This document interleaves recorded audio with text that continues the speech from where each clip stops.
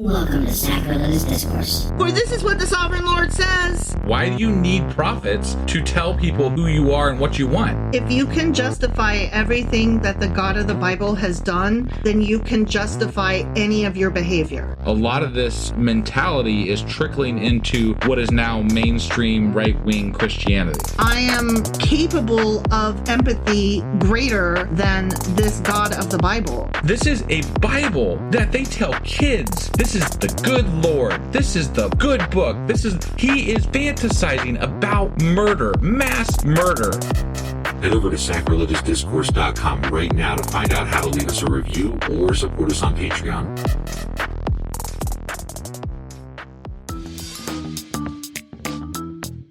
Hey there, sinners and saints. It's your favorite Bible-bashing duo from Sacrilegious Discourse, and we need your help. That's right, folks. We're raising funds for some heavenly equipment and a studio that doesn't sound like it's in the depths of hell. Our current setup, let's just say it's more apocalypse than audiophile. So if you want to hear us dissect the Bible without the background noise of demonic squirrels, chip in a few bucks. We're aiming for $5,000 to upgrade our audio and build a studio worthy of blasphemous banter.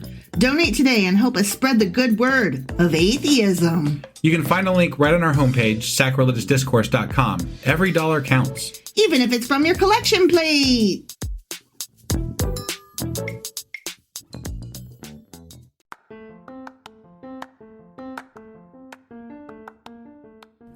Welcome to Sacrilegious Discourse. I'm husband. And I'm wife. Together, we're reading the Bible for the very first time.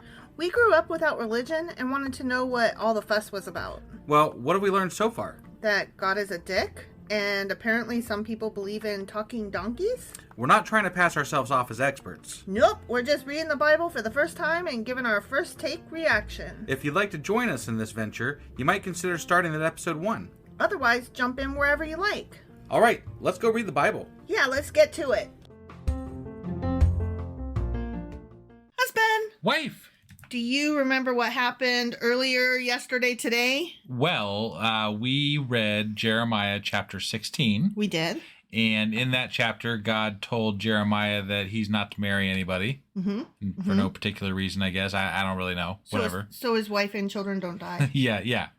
Speaking of which, God is going to brutally murder lots of Israelites and children. So to make a point, I think. I'm not really sure. And then at some point, some of them will live, but they'll get captured and enslaved. And then eventually they're going to understand that they need to love God and fear God. And then everything will be good eventually, some decades, some millennia, sometime in the future. Right. Is that pretty much how it was going? That's pretty much how it went. Yeah. Okay, so that was Jeremiah chapter 16. Sure as fuck was. Which means that today we're getting into Jeremiah chapter 17. All right, let's do this. Okie dokie.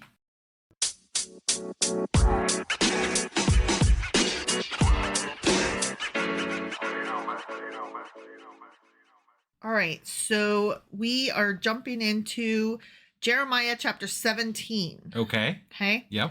And we're starting at a new little section here. Okay, so it's not like a continuation of the previous chapter. Right. Like previously on. Right. You know? Yep. Okay, so the sin of Judah is written with a pen of iron. With the point of a diamond, it is engraved on the tablet of their heart and on the horns of your altars. While their children remember their altars and their wooden images by the green trees on the high hills. That was kind of beautiful wording. To say that they've really sinned hard, and it's because of the altars and their sacrifices on the hills. Yeah. But it was worded really beautifully. I really like the way it was phrased, especially with like the pen of iron and the point of the diamond. Right. And that's just really cool symbolism and imagery. Yeah, I like that. Yep. I'll have more about that stuff in our notes on Saturday. Okay. Yep. Oh, my mountain in the field, I will give as plunder your wealth, all your treasures, and your high places of sin within all your borders. And you, even yourself, shall let go of your heritage which I gave you, and I will cause you to serve your enemies in the land which you do not know. For you have kindled a fire in my anger, which shall burn forever. Yeah. I mean, it's the same shit. I'm so mad for eternity. Right, and it's the same stuff he's been saying, I mean, throughout the rest of the previous chapters, but it's just, I'm so mad. He's saying it more beautifully now. Right. Like, this is a very poetic chapter. It really is. So, like, it's a little bit out of place almost, right? Yeah. Yeah. Thus says the Lord, cursed is the man who trusts in man and makes flesh his strength, whose heart departs from the Lord. For he shall be like a shrub in the desert, and shall not see when good comes, but shall inhabit the parched places in the wilderness, in a salt land which is not inhabited. Okay. Yeah. I mean, I'm having a little bit of trouble following this just because of the poetry in it, right? Yeah. Like, that's pretty. I'm gonna murder you. Right. No, I'm kind of getting lost in the poetry and not actually really hearing the message as much. Like, but I mean, it seems like it's... I hate you so much. He's saying in a beautiful tone of voice. I mean, really, that's what it sounds like. The same shit we've been listening to in other chapters that we read, but just prettier. But it's just prettier. Yeah. He's like, I'm gonna kill every single one of you motherfuckers. Right? But it's like so pretty and like ASMR murder. Right. Yes. Like, stab. You're gonna love it as he's killing you. Yeah. Right? It's soft. It's a lullaby of death. It's gonna be the most beautiful bashing of heads against rocks that you've ever seen, Kill all the babies, throw them off the cliff. Right? I mean, it's so beautiful. Yeah. But it's still murder. Right. Blessed is the man who trusts in the Lord and whose hope is the Lord. See, that's more like a Sunday sermon. Yeah. For he shall be like a tree planted by the waters, which spreads out its roots by the river, and which will not fear when heat comes, but its leaf will be green, and will not be anxious in the year of the drought, nor will cease from yielding fruit. Okay, so he's gonna if you're good, you're a tree. You're a tree. Even though it's drought land, you're still pretty. And your fruit will continue to have yield, apparently. Yeah. Which is good. Mm-hmm. Which is kind of counter to what he's been saying previously. Right. Because there was they were all bad. They were all evil. He was like, I don't give a fuck. Die, bitches. I mean, Jeremiah is not even allowed to have kids. Right. They're all going to die. They would get killed, right? Yeah. Yeah. Yeah. The heart is deceitful above all things and desperately wicked. Who can know it? I, the Lord, search the heart. I test the mind, even to give every man according to his ways, according to the fruit of his doings. As a partridge in a pear tree, just kidding. As a partridge that broods but does not hatch, so is he who gets riches, but not by right.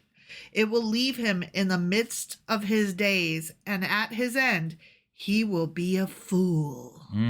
Okay. And as we know from previous readings in the Bible, fools are bad. But what's really funny, but what's really funny is that he's like, the evil will be poor and die and stuff.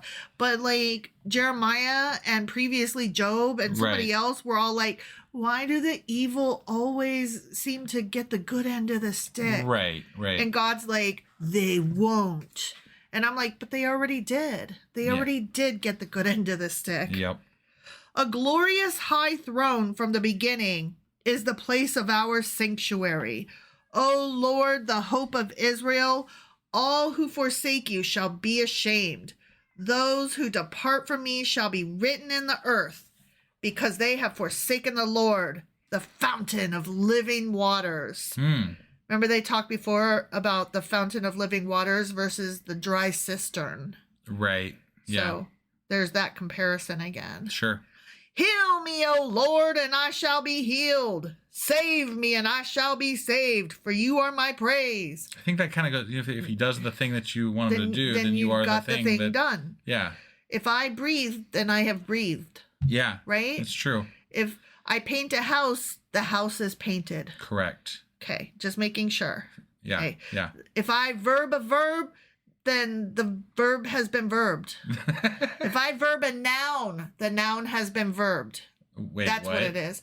If I verb a noun. How do you verb a noun? Like if I paint a house, like the paint is the verb. I'm painting, you know? Yeah. And the house is the noun. So I verb a noun. Oh, I see what, okay. I see what Then you're the saying. noun has been verbed. Got it. It's I fill in the blank kind of thing. just- Mad libs. Yes, I got it. Indeed, they say to me, where is the word of the Lord? Let it come now. As for me, I've not hurried away from being a shepherd who follows you, nor have I desired the woeful day. You know what came out of my lips. Who's talking? Is this Jeremiah or is this God the whole time? Like I'm having right now it's little bit of- Jeremiah. okay. It was God. Now it's Jeremiah because he's like, I've been good. As for me, I have not hurried away from being a shepherd who follows you. Okay. He's like, I'm a good boy. It's Nor just that have I desired the woeful day. Like, I'm not looking forward to this. It's kind of confusing. Yeah, I should try better to let you know who's speaking, but it's hard for me as I'm reading it. This chapter is a little bit harder than other chapters, is what I'm saying. I think it's mostly been God talking. Okay. But right now it's Jeremiah. Got it. Jeremiah saying, you know what came out of my lips. It was right there before you. Do not be a terror to me. You are my hope in the day of doom. Let them be ashamed who persecute me, but do not let me be put to shame. Let them be dismayed, but do not let me be dismayed. So he's still like trying to save his own hide. Right, yeah. Bring on them the day of doom and destroy them with double destruction. He's like, nose goes, not it. Right. All right, so now we're starting a new little section here, okay? All right.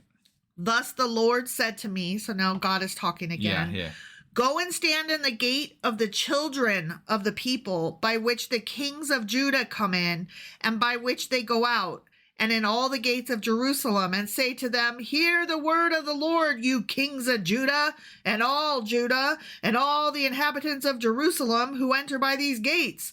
Thus says the Lord, take heed to yourselves, and bear no burden on the Sabbath day, nor bring it in by the gates of Jerusalem. Nor carry a burden out of your houses on the Sabbath day, nor do any work, but hallow the Sabbath day as I commanded your fathers. I mean, basically that was a long way of saying don't work on the Sabbath. Yeah. Okay. He's like, don't forget what laws I gave you in Deuteronomy. Specifically the not working one. Yeah. In a really long-winded way of Remember saying the it. Sabbath. Yeah. Is what he's saying. But they did not obey or incline their ear, but made their neck stiff, so that they might not hear or receive instruction.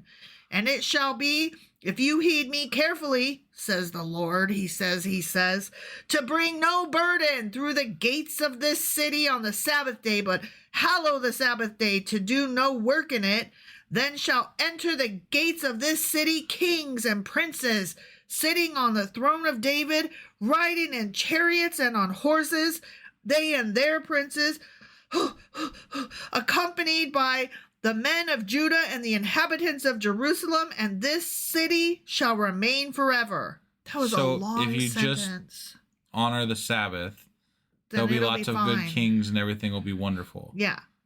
That's all you gotta do. But that's not all you gotta do, not exactly though. how, that was portrayed in previous chapters. It's not. And they shall come from the cities of Judah and from the places around Jerusalem, from the land of Benjamin and from the lowland, from the mountains and from the south, bringing burnt offerings and sacrifices, grain offerings and incense, bringing sacrifices of praise to the house of the Lord. But if you will not heed me to hallow the Sabbath day, such as not carrying a burden when in entering the gates of Jerusalem on the Sabbath day, then I will kindle a fire in its gates, and it shall devour the palaces of Jerusalem, and it shall not be quenched. The end. Okay. That whole last half could have been one fucking sentence. It really could have. If you don't respect the Sabbath day, I will smite you. Yeah. The end. That's all it needed to say. But like if you take other chapters and other things that we've read, it's not just the matter of the Sabbath. It's a matter of how they actually do their worship. It's a matter of how they follow the rest of the Levitical laws. It's a matter of whether they're also worshiping other idols. It's not just about working on the Sabbath. Well, he's not saying it's just the Sabbath. He's saying this is one of the many things you need to do right. Got it. I have a feeling that this is a to be continued next chapter. Okay. That's just my guess. I haven't looked ahead, so I don't know. But it strikes me as another cutoff mid-story or mid-paragraph. I want to say that chapter was beautiful. Mm-hmm. But it was really just kind of overly worded. Yeah. Is what it boiled down to. Yeah. There was a lot of saying. I mean, that's why I didn't comment a lot through it, because I'm waiting for him to finish this singular thought that goes on for, forever. And it made me out of breath because the sentence was so fucking long. Yeah. So I don't think I like that chapter. As far as chapters in the Bible go, right? If we're rating them on the scales, I don't. That one was not one of my favorites, even with the beautiful wording. Right. Just because of the substance of it. Yeah. No, I agree. Was not great. It's almost like the pretty writing was like a slap in the face almost. Yeah. Because it was hiding the main message, which was still just more of the same, but also being long-winded about it. Right.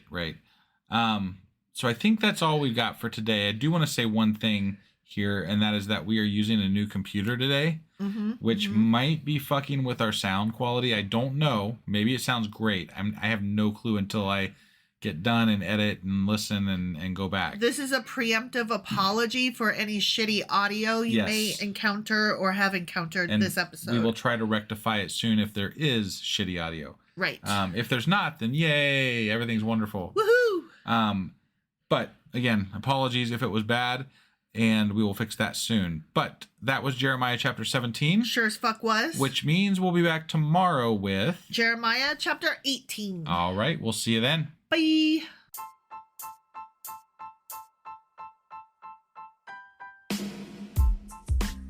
Hey wife, I guess that's the end? But husband, that's just sad. It doesn't have to be. We are on lots of social media platforms like Twitter. Our handle there is sacrilegious_D. For D's nuts. Oh my God. Stop doing that. Anyway, we're also on Facebook, Instagram, and Pinterest. There's a link to all of our social media sites at our website. Ooh, we have a website? Yeah, it's sacrilegiousdiscourse.com, where you can also find a link to our merch shop. We have a merch shop? Yep, we have podcast-themed clothing, mugs, notebooks, and more, as well as an atheist and science-themed products. Wow, our fans should really go check that out right now. Definitely. They can get in touch with us by sending an email to sacrilegiousdiscourse@gmail.com. But before they do that, we could really use some help. Oh yeah? With what? Well, it's not free running the podcast, and we need some financial support in order to get better equipment, which will free up time so we can concentrate on our podcast and our fans. Okay, so what should they do? Head over to patreon.com/sacrilegiousdiscourse and sign up as a contributor on our podcast. Supporters there receive additional bi-weekly episodes that we record just for our Patreon members for as little as $2 a month. Also, we'd really appreciate it if you would like and subscribe on whatever platform you're using. And Apple Podcast reviews help us out tremendously. Like and subscribe. Leave an Apple review. Join us on Twitter. Support us on Patreon. That's a lot of instructions. Don't forget to say thanks. Thanks. Okay, bye.